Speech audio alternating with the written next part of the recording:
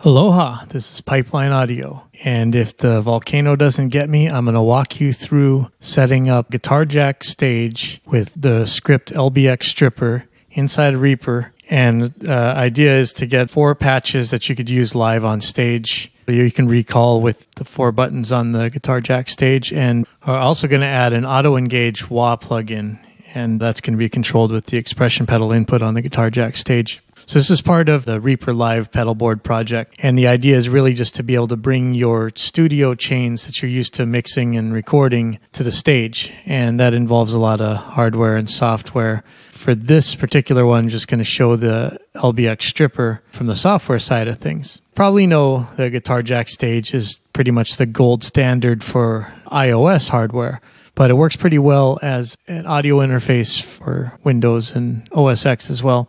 It's got an ASIO driver and MIDI control.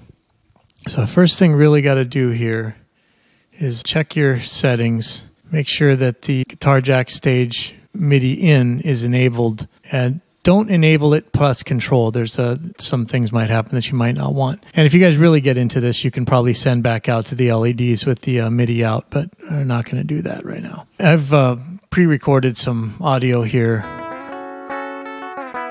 just so that make it easier. When you're looping it, you can modify things and check things a lot easier than grabbing your guitar and putting it down, picking it back up, all that. First thing I want to do is I'm going to make 4 tracks here. A guitar track that's going to have most of our guitar plugins in it. A parallel spillover track, and that's going to have effects like delays so that when you switch channels, if you want it to spill over, the delays will still play out even though you've gone to the new sound.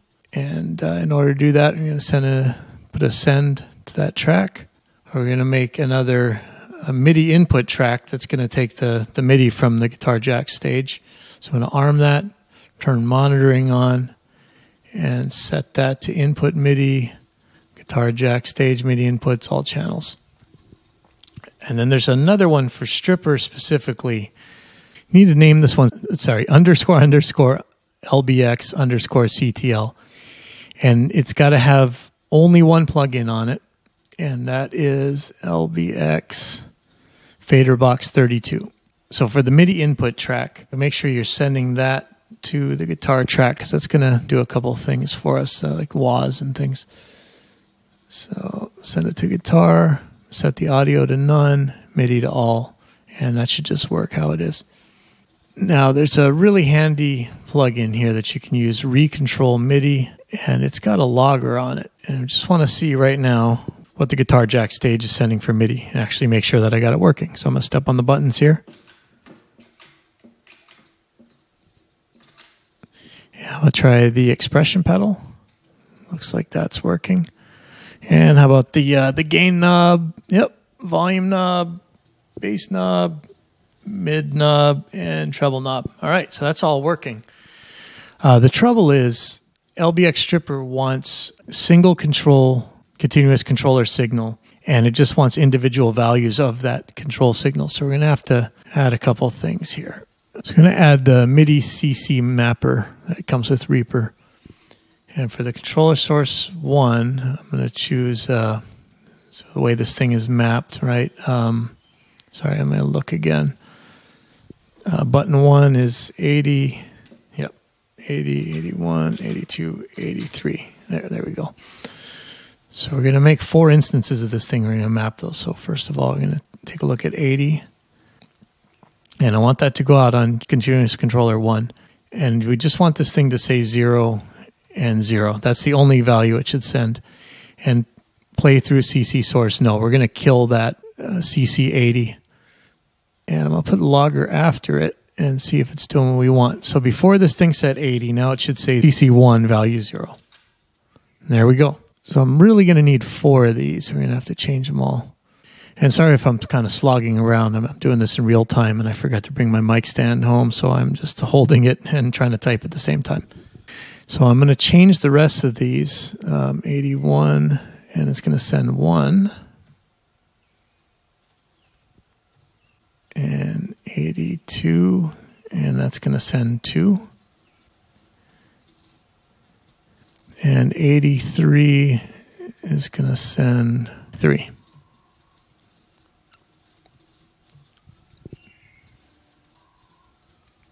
So let's check them again. Button 1, yep. Button 2, yep. Button 3, yep. Button 4. Okay, so that's good. Make sure this expression pedal's still working. Good. Okay, so the next thing I got to do is set fader box up so that it knows that it's getting CC1.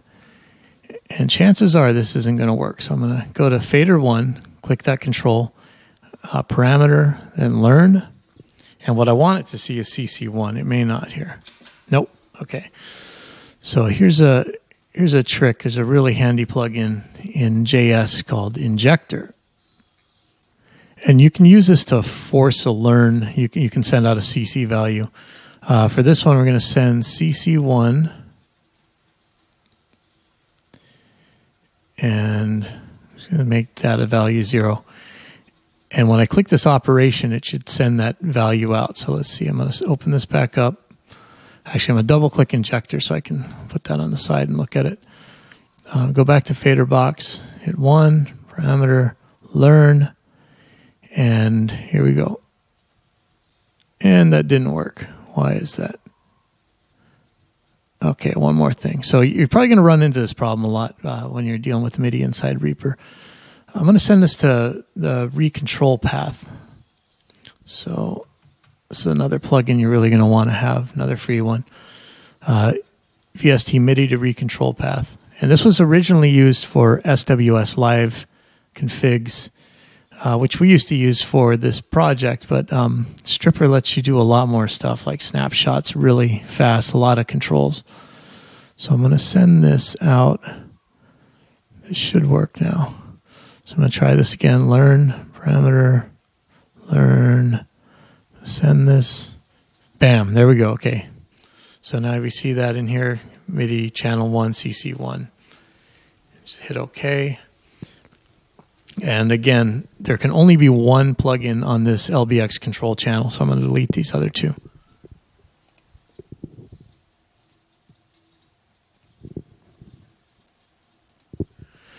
Okay, so now we're ready to load up LBX Stripper. I'm going to go to the guitar track here, enable snapshots, and drag the snapshot control out. Save this a lot, and you've got to save this before you exit Reaper as well, or else it won't save your changes. In fact, I'm going to save the Reaper project now. I'm going to put a plugin on the guitar track. I'm just going to use free plugins for this so that anybody can follow along. I'm going to put in Ignite Emissary. That's going to be our distorted sound. And now that that's there, when you switch to edit mode, it's going to populate all the parameters that the plugin itself leaves exposed. And for this, I'm going to use the wet-dry control to bypass it. There's a lot of reasons for this. Sometimes this is a good idea, sometimes it's a really bad idea. But in this case, just in case there's any buffering or anything going on, the wet-dry control is going to be a little bit safer. It's going to eat a little bit more CPU because the plugin's always running, but this is a safer way to do it. Okay, so drag that out onto Stripper, and that is not a cool picture to use. So I'm just going to pick a knob. I want one with a number on it so I can kind of see what it's doing. Double click that knob, set image, should change to there. And make sure this is the knob slider. I'm going to change the name. Make sure you name these knobs because the control info that it gives you, it'll tell you what plugin it is, but it won't tell you too much. So name it something that you're going to be able to remember. Okay, I'm going to exit edit mode, go into live mode, and I'm going to capture this 4 times for our 4 presets. And so the clean sound, well, actually, let's rename these now. And you see that I keep messing this up. Make sure you click on the new snapshot before you right-click it to rename it.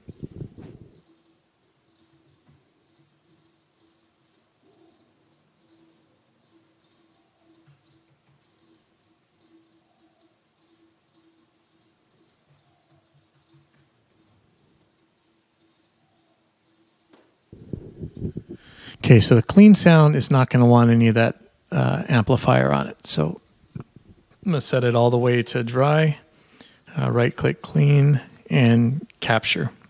And that'll save the current settings of Stripper to that snapshot. And for the distorted one, I want it on all the way. Lead, same thing. Harmony, same thing. And now we've got to assign MIDI to the snapshot system. So you right-click that, and it's going to pick up from fader box. So I want to pick fader 1. That's the one we learned to our controls. And I'm going to step on these controls on the GuitjarJack stage and see if it switches. And nothing. So I've done something wrong here. Okay, I may need to do the MIDI to recontrol path here. And let's try that. See if that switches. There we go. All right. So when I step on these buttons here, you can see it's switching snapshots. You see it in the little snapshot thing up here. This is just for convenience. And you see it when I'm clean, it's all the way dry and distorted. So actually, let's check that out here. I'm going to loop a little section, hit play, click the switch.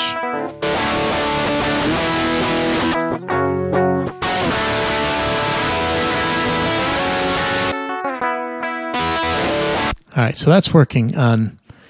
You probably noticed that is horrendously disgusting without a cabinet sound. So I'm going to put another plugin in here. Another one from Ignite, the NAD-IR. I don't know how he wants to pronounce that, but it's an impulse response loader. Just going to pick my favorite impulse. And let's try this now.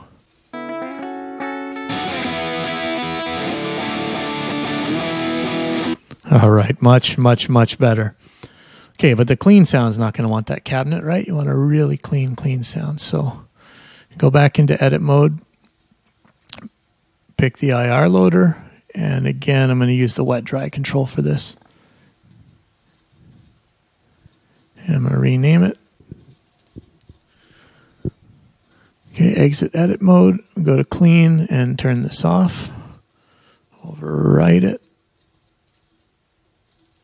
Distortion, I want it all the way on. Lead, I want it on. Harmony, I want it on. Okay.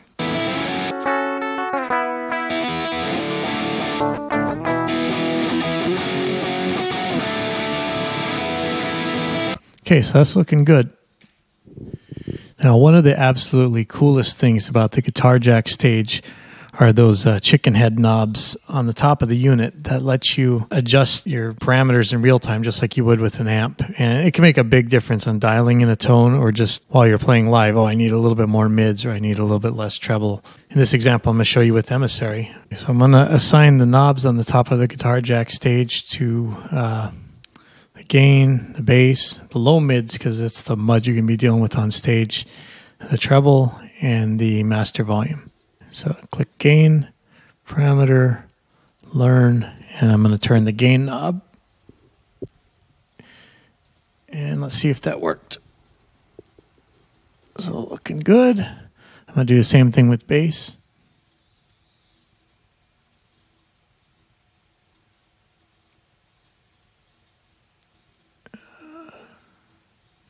Lead bass.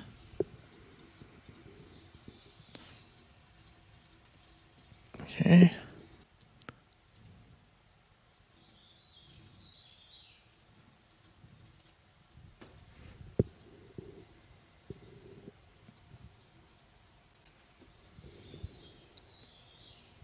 There we go. And treble.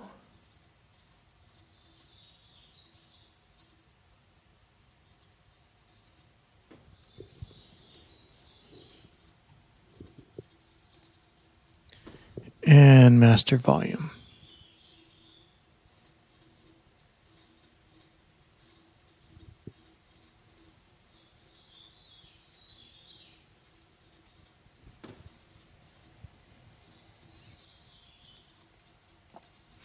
Okay, so let's see how that works.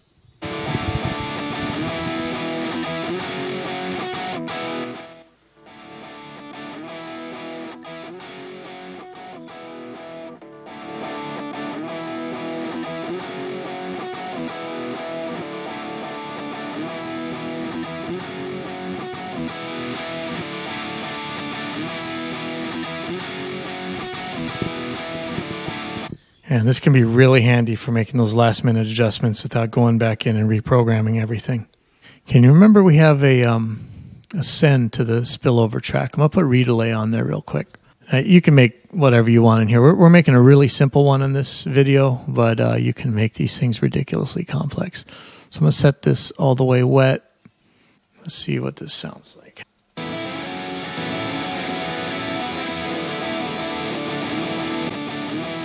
Okay, so the delay is working. But again, we only want that on the lead and the harmony snapshots. So go back into edit mode here and click track, and you'll see the track sends. And there's a send volume to the parallel spillover. And that looks like it's named really well. If it's got really complicated, probably have to make shorter names. Exit edit mode. For harmony, I want it like that. Lead, I want it like that. And for the regular distortion track and the clean, I want this send off.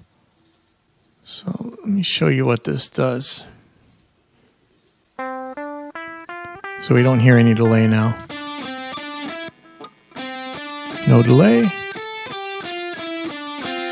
So on the lead track, you hear it.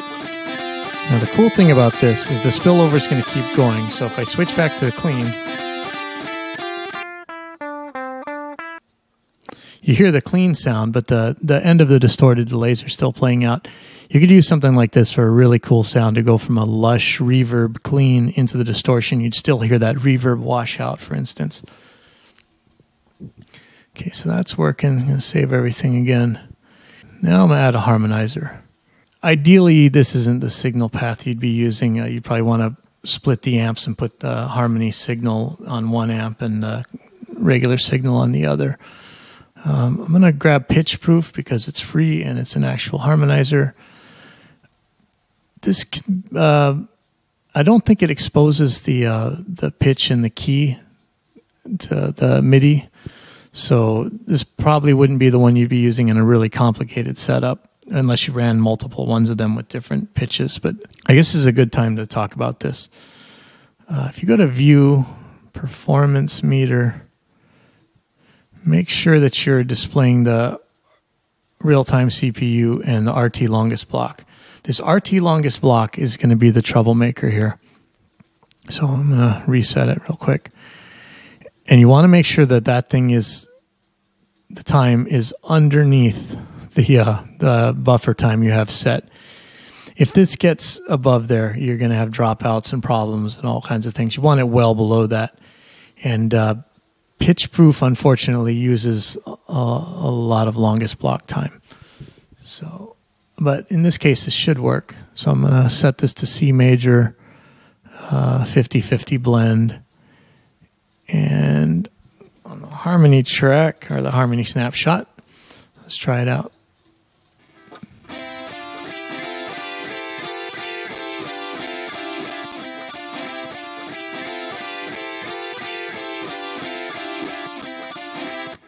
Okay, so you can hear what that's doing. I'm going to turn the spillover down a little bit. Just want a more subtle delay here. And maybe make it shorter. I'll make it eighth notes and put a little bit of feedback into it.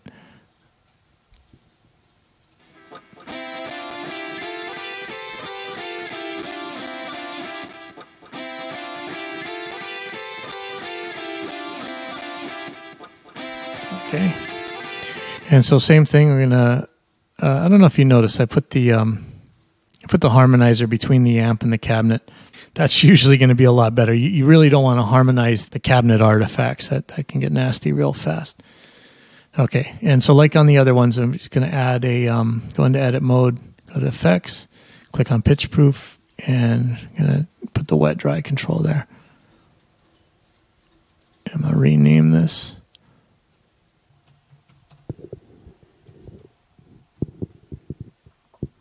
So in a more complicated setup with the different harmonizer, you'd probably put the key and the interval down here as well. So you could switch those on snapshots. So exit edit mode. So in this case, we want the harmony with it on all the way, but we don't want this on the clean or the distorted, or the lead. Okay, so let's make sure that's working the way it's supposed to.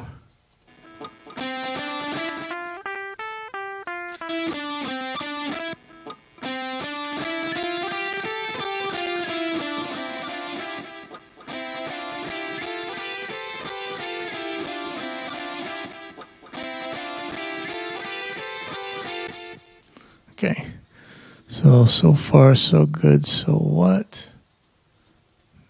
Let's save everything again. Okay, so the really tricky part here is I want to add a wah that auto engages. So if you just move the wah pedal, it's going to turn the wah on. The tricky part for this is that I really want it off every time you change to a new snapshot. And Stripper has a little bit of trouble dealing with parameters that are under MIDI control. So we're going to have to trick it a little bit here. So first of all, I'm going to put a wah on here. I'm just going to use the included free JS wah.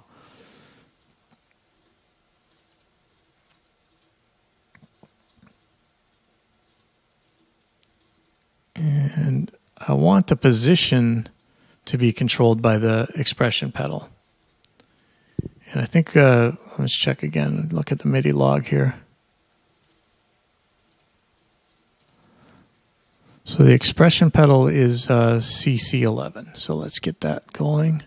So I'm going to click position, click parameter, and I'm going to MIDI link this instead of learn it. There's a couple of reasons for this, but you could try either one, but I'm going to link it here.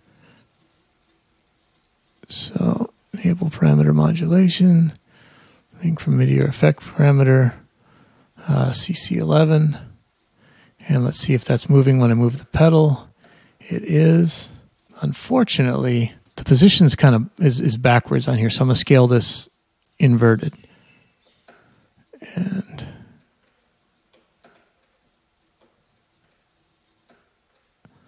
okay, so let's try this out.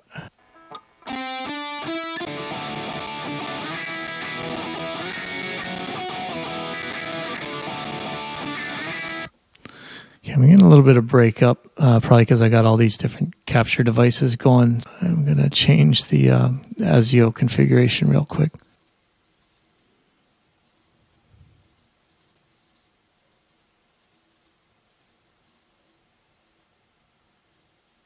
Yeah, let me try this again.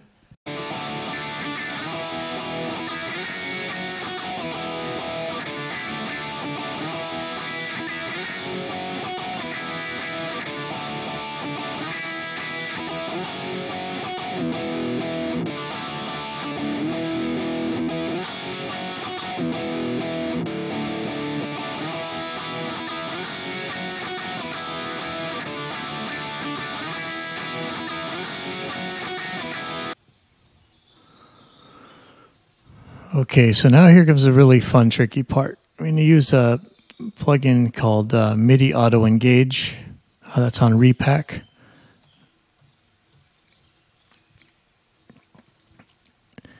And what it'll do, it's going to take the CC input, which is going to be 11, and it can give an output.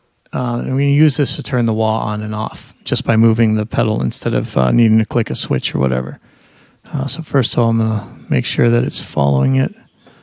This thing has threshold and hysteresis control, so you can tell it not to turn off until you go below a certain level. And there's an on and off dwell time, so it'll be a certain amount of time that you have to be below or above in order to engage the switch. So we're going to send output 12. That's what's going to control the on-off. And we might have to flip this. We'll see. And I'm going to stretch this. I can never remember which one. Stretch. Okay, so this stretch control just gives you the full range of the wah back, even though you're using part of it to turn it on and off. Okay, so I'm going to put this before the wah. And we're going to tie the bypass control to CC12. So I'm going to click the bypass control, or is that not the bypass control, but the wet control. Parameter modulation MIDI link. Link it to MIDI, and we're going to set it to CC12. And now when I roll this pedal, we should see that thing go on. So as I bring the pedal up, it turns on and off. So let's try that out.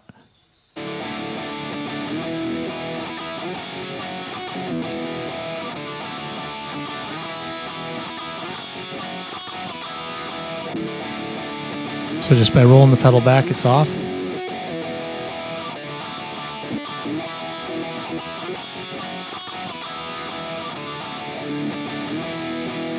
Okay, so now we got to deal with one of the really tricky problems here. I want each snapshot to start with the wah off. And like I said before, if there's a MIDI control going on a parameter, it can't actually do this. So I'm going to put in something that LBX also made called MIDI CC sliders. And I'm going to put that before the auto engage. And what I want to do is set CC27 to 0 anytime the snapshot changes. And that should force, or sorry, not CC27, CC11, which this can't do. Okay, well, let's just try setting CC12 to 0. And what I'm going to do is I'm going to have a switch that turns on send all CCs when we change patches here. And if this doesn't work, I'm going to remap the expression pedal, but it should work. Let's see. So I'm going to go into edit mode, go to MIDI CC sliders, and here it is, send all CCs. And we just want that on every single. Oops. So I'm going to edit this real quick. I'm going to make sure this is sending its full value, the default value, all the way up. That should help. We'll find out. I'll override them all.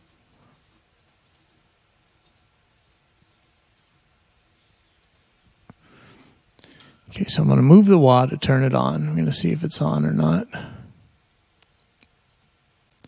Okay, so here the wah is on. Oops. And the wet dry is all the way up. And so when I switch a channel here, it should turn off. All right, there we go. So I'm going to move the wah again, make sure that it's, but now it's not turning on. There we go. And switch the channel, and it's off. Okay. So now you should have 4 channels going. Let's just try these out and make sure this thing's actually working. I'm going to try the wah. And then hopefully it turns off when I switch. Yep. Let's try the harmonizer.